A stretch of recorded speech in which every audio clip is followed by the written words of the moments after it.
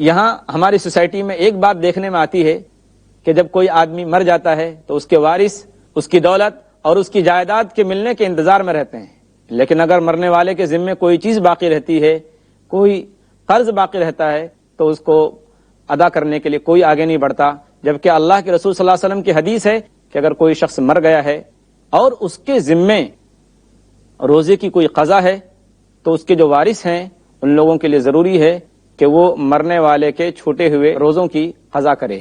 عن عائشہ رضی اللہ عنہا قالت قال رسول اللہ صلی اللہ علیہ وسلم من مات وعلیہ صیام صام عنہ ولیہ،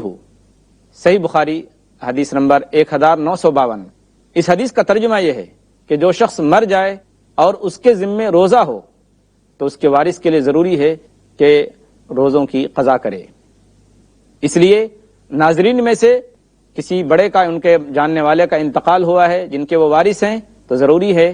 کہ ان کے ذمے اگر کوئی قضا روزہ ہو، کوئی روزہ باقی ہو، تو وارثین ان کے روزے کی قضا کریں۔